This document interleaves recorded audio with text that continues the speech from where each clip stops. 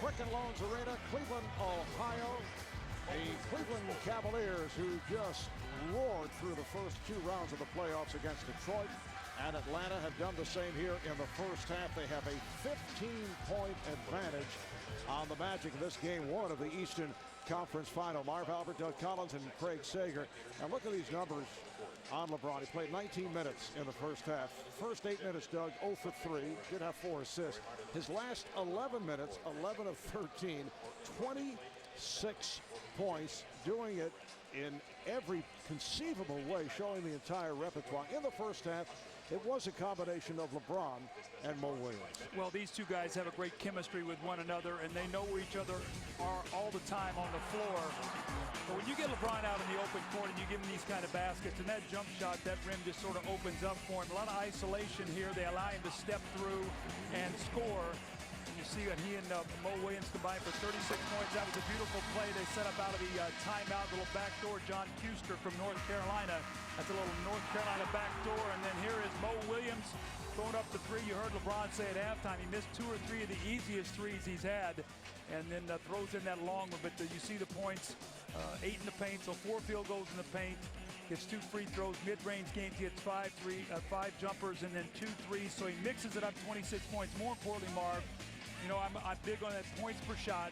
You keep a great player to 1 point per shot, you're doing a great job. 1.6, that goes sort of hand in hand with what he did in the first 2 series. He has just been unstoppable. A look at the halftime stats. Orlando, although down by 15, shooting 51%, the same as the Cavaliers, but the Cavs have taken away the 3-point shot. A prolific weapon during the regular season for Orlando. Look at the turnovers, 8 by the Magic, just 1 for Cleveland. Second chance points, points off turnovers, all Cavaliers in those departments. Let's check it with Craig. Well, during that halftime intermission, venue manager Pat Fitzgerald and his crew made sure that the basket was sturdy. They replaced the bracket holding the shot clock, make sure the shot clock was functioning. Then they removed the side shot clocks from the court. One difference, Sports Illustrated will not have its still camera, nor will we have our Robo Fletcher camera. They did not have time to safely put these back, which means our producer, director, Scooter Grillo have one less toy to play with in the second half. A side note, Dwight Howard ornery after picking up his 3rd foul. He told me a second ago he's going to try to bring down the shot clock at the other end of the court in this half.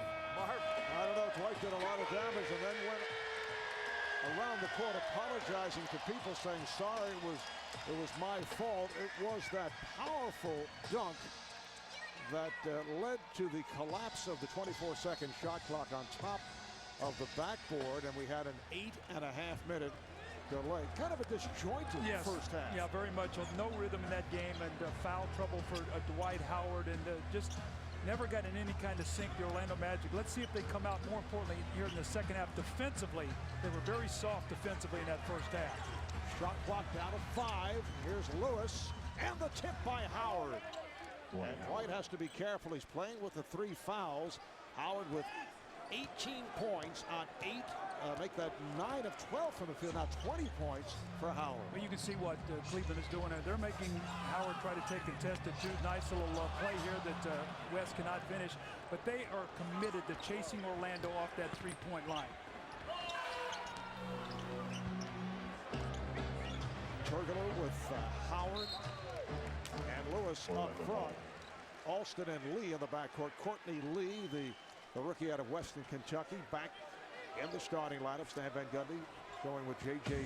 Redick, with Lee coming off the bench in the series against the Celtics after that sinus cavity fracture. And J.J. Redick, foul is called as Ilgauskas pulls Howard. J.J. Redick did not shoot well after that opening game against Boston. Had a good game 6 against Philadelphia, but did a nice job defensively against Ray Allen. Yeah, I talked to JJ last night. He was talking about how, you know, his job was to just chase Ray Allen, and it really affected his offense. He was concentrating so much on his defense, and this is Dwight Howard once again going with that little hook that he's credited Stan Van Gundy with teaching him with. You know, you asked Stan today before the game if he's happy with a couple of those hook shots he took in Boston. You said those had no chance to go in. But he was facing Kendrick Perkins, who was pushing him off the spot that he wanted to be on. And as a result, Dwight not able to have much success with the hook, but here no pressure at all from Ilgauskas. He just doesn't have the quickness, so Howard knows if he faces him up, he can get to where he wants to get on the floor, and Cleveland does not want to help on him too much and then free up the three-point shooting. Knocked out of bounds by West. 13 on the shot clock, minute and a half gone by in this third quarter, and Orlando now within 11. They've trailed by as many as 16. Well, when you shoot the three the way Orlando does, I mean, that can go in a hurry. So Cleveland better not lose focus here defensively. And now also a little screen and roll, making LeBron James work on the defensive end. You heard our studio guys talk about Alston, Turkoglu, and Lewis, that they had to be much more aggressive here in this second half. The Cavalier lead is down to 9.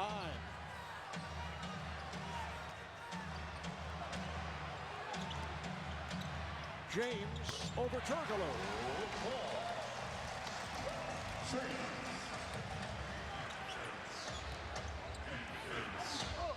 Howard rejected. James getting in front of the blind side, and a technical foul has been called.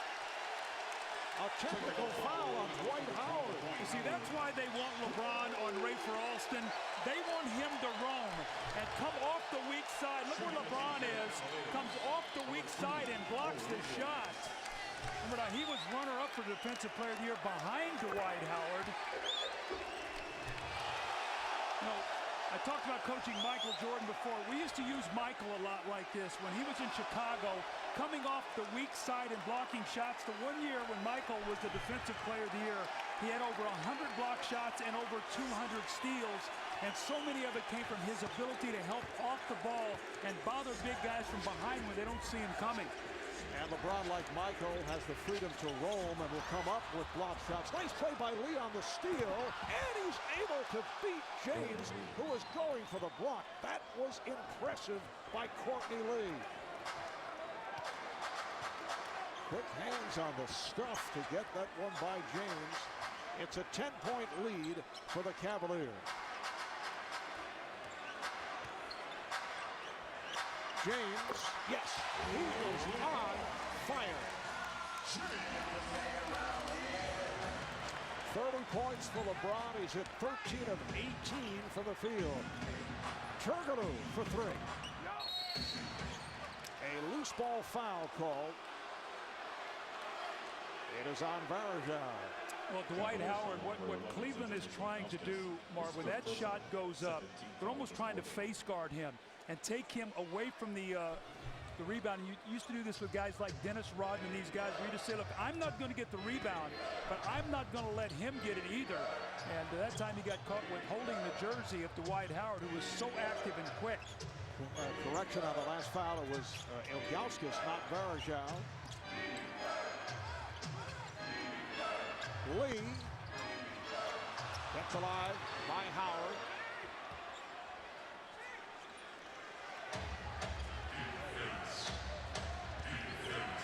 They try to trap Turkoglu, got it down low. Howard with a nice move, and James stepped away, did not want to commit the foul. Well, that time he felt LeBron in front of him. He just went over and powered that ball right through him. So Dwight Howard having a terrific offensive game at 24 points on only 15 shots. 11 of 15 for the field, 8 rebounds. Varejao from James. Anderson Varejao got off to the quick start thanks to LeBron James. Varejao cutting successfully. Another bucket for Varejao. Here's Alston, he's open. Alston for 3. Well, that's because LeBron James was underneath the basket, going to give help, not even guarding Rafer Alston in the corner. So if they're going to swing that ball, they're going to make LeBron James pay for roaming around there defensively. Ilgauskas for 3. He's been shooting the 3 this season with success. Orlando within 9. That pass intended for Howard. And a foul. It's on the Cavs. Foul on the Cavaliers, number 13, Delonte West. It is on Delonte West. 13 foul. Now look at LeBron James now. He's guarding Rafer Alston. He cuts through the corner. Look where LeBron James is. He's almost at the restricted area. And so Alston is going to be wide open. And if he will knock down some of these shots, he will keep LeBron a lot more at home. And then you're going to see other guys get a chance to go to work offensively. That's three team fouls on the Cavaliers. Howard trying to bank it this time on the jump hook. 70-61 Cleveland. They've led by as many as 16. They've had the double-digit lead most of the way. And James was hit by Turkoglu. Cavaliers at home during the regular season, 39-2, best home record in the NBA. The 2 losses to the Lakers, to Philadelphia. 1 point they won 23 straight at home. They have gone 4-0 here at the Q in the postseason. The Boston Celtics of 85-86 went 40-1. That was the all-time record that the Cavaliers were chasing. Well, look at 86-87 the year after that, wasn't it? The year after that, they go 39-2, so not a bad record to go 79-3 at home in 2 years. I would say that's taking care of the home court.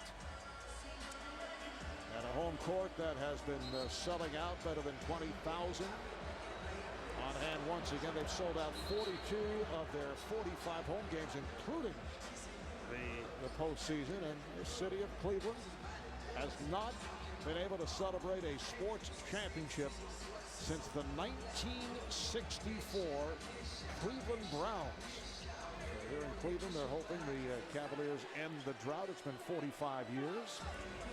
You see the great running back from the Cleveland Browns, Jim Brown, sitting down here. Marvin and I had a chance to say hi to him before the game. A Syracuse alum, you guys. Hall of Famer sitting courtside. Shot clock is down to 3. Here's Williams. And the ball back to Orlando. There is Jim Brown.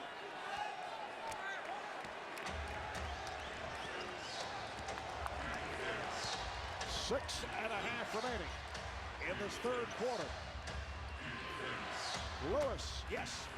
Don't look now, it's a 7-point game. So all that great energy from Cleveland to get this game started. They had Orlando on their heels.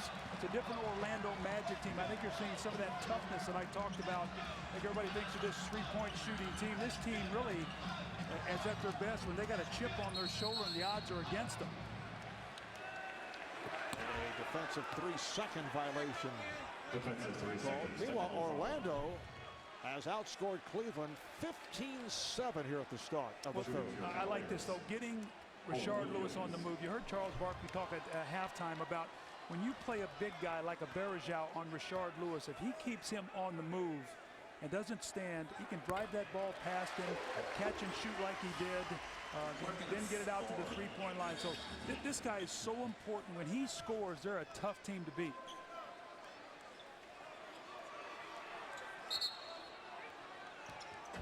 Williams and West in the backcourt. Ilgauskas, James, Varejao up front. Ilgauskas open.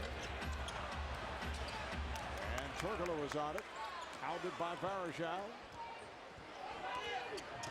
Alston around James. Rejected from behind. Saved by Howard. Still lots of time on the clock. The alley-oop thrown by Turkoglu. What a beautiful pass, and Howard able to put it down on the reverse. A little nervous time here at the Q. Not used to close games here. Cleveland has been so dominant at home both in the regular season and in the playoffs. The lead is down to 6.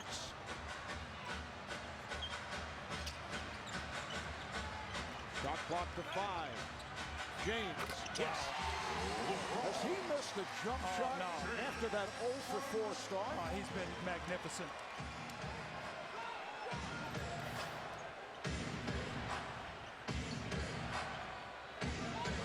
Howard putting the move on Ilgauskas. Looks like Varejao got it from behind. That's what they want to do, swarm down, turn him into a pack, and then try to bother his shot from behind. We've seen LeBron do it a couple times. That time it was Varejao. Oh, what a pass. Wow. And that'll count. It's a goal, Ted. Varejao gets credit for the bucket, the assist. for LeBron. You know what happens when you are out there playing against Cleveland? You get caught ball watching.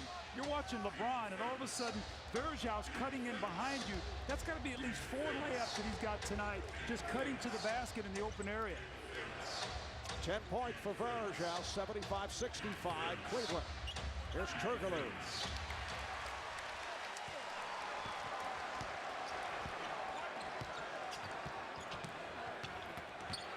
Pass intended for Varejão. On the turnover, back comes Alston. Lee off the wing. Nicely done. Courtney Lee. We have not seen a lot of fast breaks tonight from Orlando. One of the reasons why is Cleveland has done such a great job of taking care of the ball. They only had 1 turnover, 14 assists in that first half. They were so efficient. All of a sudden, 3 turnovers here in this period that's allowed Orlando to get out and run and get some easy hoops. 4 minutes, 7 seconds to play, third quarter. We're in Cleveland, the home of the Rock and Roll Hall of Fame, featuring the new Bruce Springsteen exhibit. Well, when you play against great leapers, you'd like to keep your body on them so you don't give them the freedom to run, and it's just so hard for Zydrunas Ilgauskas to do that because of the quickness of Dwight Howard. He just rolls right off of him with great hands that time. Though it looked like that ball almost ticked the rim before he caught it and then was able to get that ball into the basket. But I don't know, the Orlando starting backcourt started out the first half 1 of 7, only 3 points. 4 of 6 here for 9 points to start this third quarter. Much more aggressive, and they feel like it looks like they're in a better flow offensively than they were in the first half. 26 points. Stan Van Gundy's team showed its toughness in Game 7 in Boston the other night. Down here this evening by as many as 16, and they have made their way back into this game. You know, I don't know if you ever equate teams that shoot a lot of threes as being tough, but this team has a lot of mental toughness. They really do. Just under 4 left in the third. The pass intended for Varejão, deflected out. Last touched by Lewis. Cavaliers have 10 on the shot clock. Joe Smith will check back in. Number 32, Joe Smith. Played 7 minutes in the first half. Hit both his shot attempts. Zydrunas Ilgauskas to the bench with 8 points, 10 rebounds. West tried to get it down low, and it's broken up. Lee putting moves on Williams and lost it. They trapped him successfully.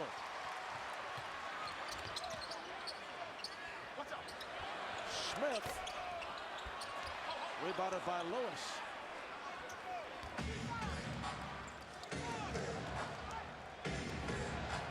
Alston and Lee in the backcourt. Petrus is back. He is up front with Howard and Lewis. Shot clock to 5. Alston had it slapped away. Last touch by Cleveland. And now Wally Szczerbiak will return. Back on the floor for your Cavaliers. Replacing both. 4 on the shot clock. Wally Szczerbiak. And Szczerbiak comes on for Williams. Sits down with 12 points, 5 assists. You can see one of the things that Mike Brown tries to do. He always tries to have 3 shooters and a big guy out there to play with LeBron. So he's always got targets if you're going to double team. And here's Rashard Lewis with a long 3. So he's starting to come to life. Now he has 10, Turkoglu 6. They've combined now for 16. 4 of 11 from beyond that 3-point line. This a team that had great success with the 3-point shot during the regular season. Second in the NBA. Here's James. That was a 3-point attack. Able to follow his shot, tracked it down, and they have the new clock. James wasting no time. Good box out by Howard. Here comes Alston. Petrus for 3. Yes. That's a concern right there. That is what Mike Brown has talked about for about 8 days. Transition defense. Orlando doesn't run for layups. They run to the 3-point line. All of a sudden, we got a 2-point game here. And they are a team because of their success from 3-point land. They score in spurts. They have one going right now. 8 consecutive points to move within 2. Shot clock down to 2. James, yes. And I think if you're Stan Van Gundy, you said, look, we'll live with LeBron James taking long twos. He had just missed 2 in a row. You can make him be a jump shooter and keep him out of the paint. Orlando's done their job. Petras again. That's a 2 for Petras. Cavaliers up 77-75, and things have really heated up here in the third quarter. LeBron has hit 4 of 5 from the field in the third. He has 34 points in all, now being played by Lee. James with a long 3.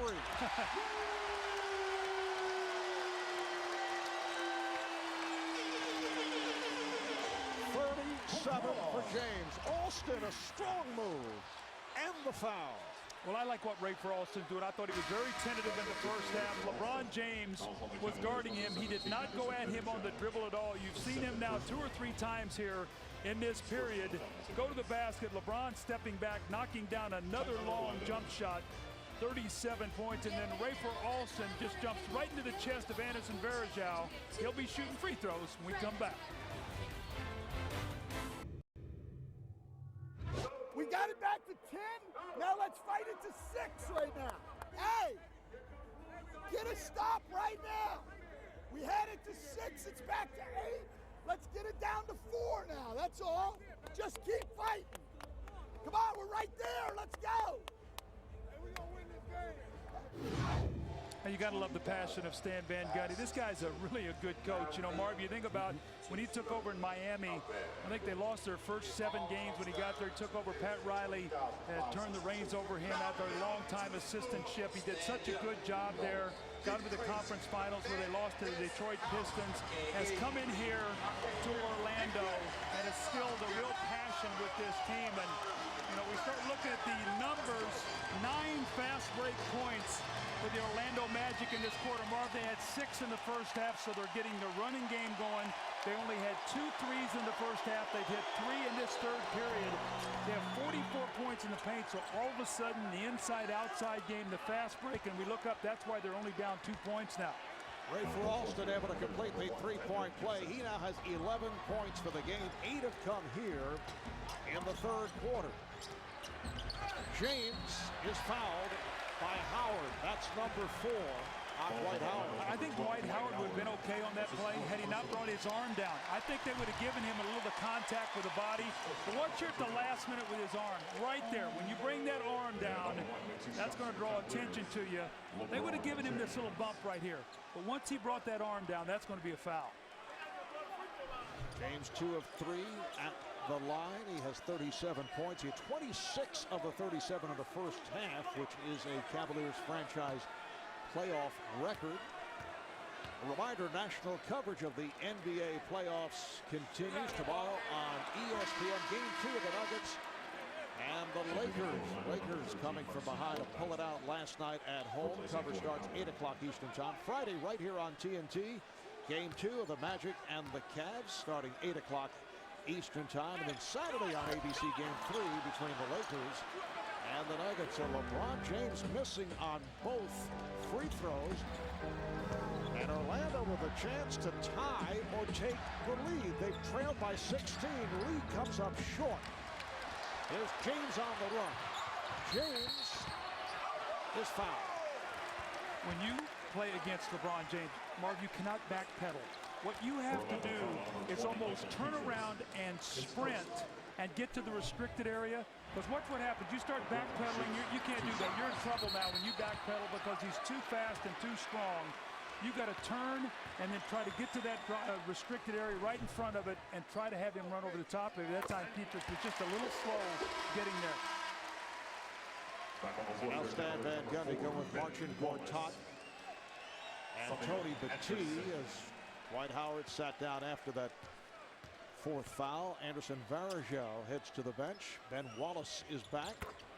And Daniel Gibson in the game for the first time. This is a guy who's really struggled shooting the ball, but he's very capable of getting hot. Remember a couple of years back as a rookie, he had a couple of sensational games against the Pistons. Now, that Game 6 you and I and Steve Kerr did in here, he was fabulous. He was the guy who closed the deal. And an offensive foul on Peters. Offensive foul on Orlando's number 20, Michael That's one of the Peters. reasons why LeBron James was in a candidate for Defensive Player of the Year. Gets in great position here. Tell you what, Marv, when you look at the Defensive Team of the Year, you know, the guys who made all defense, they're also some of the best offensive players in the league. And I think the guy who set the standard for that was Michael Jordan. Michael was not only the best offensive player in the game, he was the best defensive player in the game. And when you see these great stars playing both ends of the floor, it so separates them from the pack. And in the past, that award would usually be won by a lockdown defender. There are very few of those. These guys are more spectacular defenders. Shot blockers, guys that go for steals. Shot clock to 3. James has to fire it up and comes up short. And it's a 24-second violation. Orlando ball. Orlando has to feel very good about how they've worked themselves back into this game. If they don't score, it's only a 2-possession game. And I think the concerns, if you're Cleveland, is really right now the only guy who has it going is LeBron James, Marv. And if they just force him to try to win this game by themselves, they could be trouble in the fourth quarter. Just 2.4 to go. And now apparently they just changed the clock. And 4.3 remaining. There's Alston racing it down, gets it to Lou, fires. And that's the end of the third quarter. The Magic outscoring the Cavaliers 30-19 in the third. As they cut into that 16-point lead. The Cavaliers by 4 as we head to the fourth. When we come back, Craig will talk with Cleveland head coach Mike Brown.